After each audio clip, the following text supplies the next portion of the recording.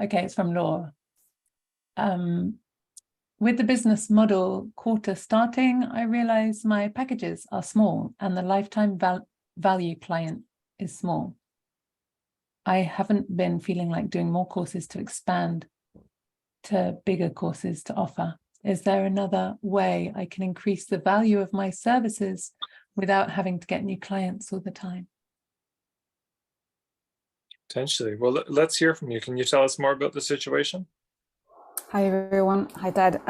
Well, first, my whole program originally is 16 sessions of 30 minutes, so that's 8 hours, and I started with schools, but long story short, now I'm going towards more private clients, but then I want to offer this whole program would be at least $1,200, but then I realized that, at least for me right now, I don't feel confident selling that kind of cost or that program for $1,200 to a family. So then I decided to cut it in 4 times 4 sessions, which is more easy for people to pay $330 at a time. But then so far there's only one client who did another set of 4 sessions. So then now I can't remember exactly how you called it, the lifetime client value, or I started watching your video, the webinar, and it's probably at $400 right now, because I also do some workshop with non-for-profit, but those are like, about $400. So okay, so just to see if I'm following, you've got this package that is $1,200, but you have that feeling of, I don't want to charge, I'm not comfortable charging $1,200 for a family. So you've broken it up into kind of 3 chunks, 3 sessions of 4, 3 sessions of 4, 3 sessions of 4. You've sold some of that first, but only one has moved to that second round, and nobody's moved to the third yet. Yeah. Okay. What is it that has you feel uncomfortable about the $1,200? If you could just share more about that. Because I don't know, I've never spent, well, no, that's not even true, but I don't know if people would spend that much in mindfulness courses for their kids. Okay, you're wrong on that. Just to I cut hope to the so. chase, you are incorrect. There are absolutely people spending much more than that on their kids, on all sorts of things. So in terms of just spending money on kids, that's just factually inaccurate, that people wouldn't do it. Mm. In terms of mindfulness for their kids, my guess is that's also wrong. But you just think about the things people spend up for their kids. Disneyland. Yeah, but those are more like products, and people buy more for products than services. Okay, but step by step here.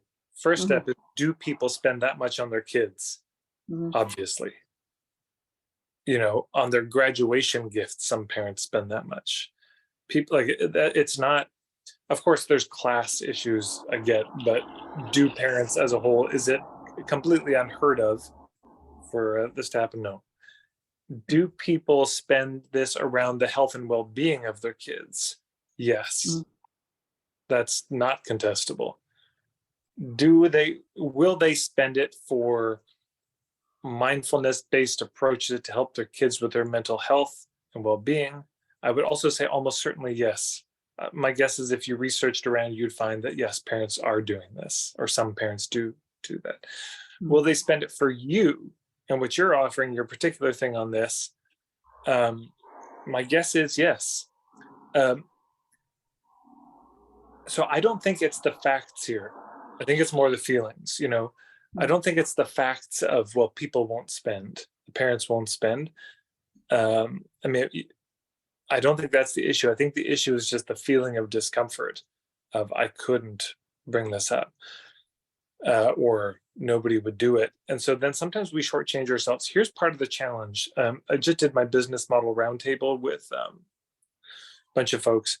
But one of the points Mark Silver made, which I thought it's so true, is anytime somebody has to make a decision, it's kind of overwhelming. A decision takes a certain amount of mental energy just to make a choice. The more decisions people have to make, the more exhausted they get.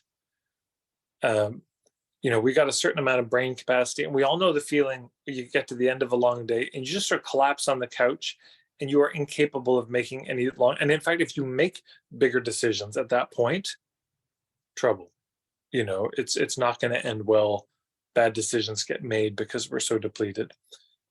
And so this can happen with, if you think what would be easier, selling one for a year, like a $1,200 package, or 12 $100 packages. Now you might think, well, $100 is a much easier sell. So just doing that 12 times, that's still easier. And that's not true, because every time they have to redecide to buy, it's more energy. That's actually harder.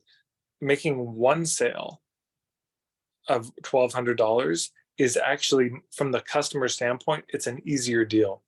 It's the same thing with pay what you can, where you pay what you can for a single workshop. It's one decision. But I've seen people say, well, I do workshops, they're monthly workshops, and it's pay what you can every time. Or it's my weekly yoga class and it's pay what you can every time. And there's people actually start avoiding sometimes. It's stressful. Every time they have to choose what to pay, it's a little stressful. And people probably I'll just do $20 every time because I can't deal with the stress of it, meaning they've already made the decision. They're not trying to just sit there every time and decide. And that would actually be if it's every time, let's just come to it fresh. What do you want to give? It's just effort and it's energy. So I would suggest there is, in the membership, there's the thread around high-end offers, premium offers. I would just let yourself explore that thread, go through it, because part of it is we don't have a plan on how we're going to have these conversations with people. And so we end up being in it. We feel very awkward about the price. But it's also good to remember that as long as we're coming from this place of, is it a fit? And we're not trying to pressure people, it's all good.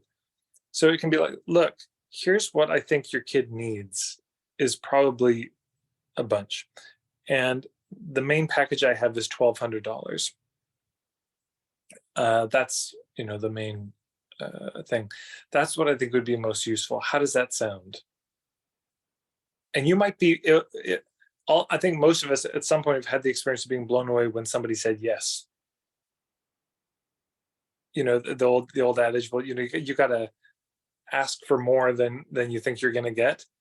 And you do. And then they say yes, like it's no problem. You think, shit, I should have asked for more. Like, damn it. So this happens where it's $1,200 and we swallow and we're dying inside. And they say, oh yeah, that'd be great. Great. How do I pay? What? I expected more pushback or drama or upset.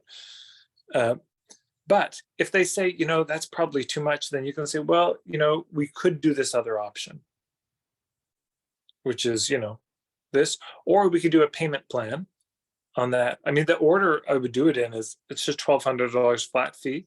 If they can't do that, but we could do a payment plan for the $1,200 to spread the payments out. And if they can't do that, you say, well, we could just start with 4. How does that sound? But still, then at the end of that 4, I might have a more intentional conversation and just say, well, based on what I've seen over these 4 sessions, here's what I would recommend. Now, if it's just, I think they only need 4 more, great, just do the 4 more. But if what you really think they need is 12 more or 24 or whatever, I would just tell them the truth. This is the thing, when we have these kind of discovery sessions, sales conversations, what we're really looking for is what's needed. This is what we're listening for. This is what all of our questions are about. So we can say, look, whether or not you work with me or not, I think this is going to be weekly sessions for a couple of years to really deal with this. That's the reality, and no pressure of signing up with me. I just think this is what it's going to take. I don't think a few sessions is going to handle it. So that might be the truth, but the truth might also be, you're fine. I think a couple sessions will do it. You really don't need that much. You're going to be okay.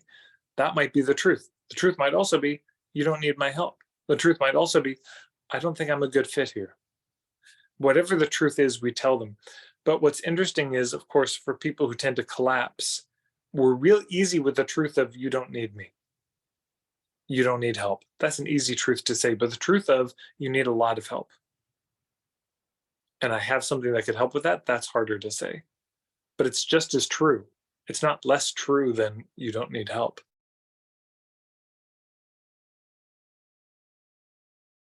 Why does Colleen keep being made host? That's the question. So default, I think that Zoom, Oh. he'll be back. He'll be back, I guess. There he we is. go. I'm back. Okay, so Laura, how does that land for you? Yeah, that's good. Yeah, I mean, I was starting to prepare even like, yeah, a big, well, high-end offer, even add some products inside, some books and stuff. So yeah, I need to give it a try, I guess. Yeah, but before giving it a try, and I'd recommend this to everybody, it's let yourself steep in content related to that approach. So if you're like, I'm going to do a higher end offer, that means I'm going to need to talk to people about it. I would not recommend just wading into that unprepared. Listen to a lot of interviews. I mean, my God, my membership or YouTube or whatever, there's lots of people who have things to say. Give yourself a little while you're designing it, just to listen to it, just to absorb it, just to let the, percolate on those ideas, rather than I have to just show up to these calls and be ready. Give yourself.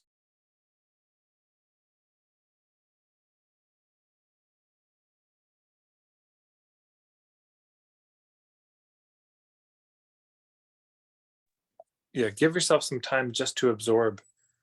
That's the thing.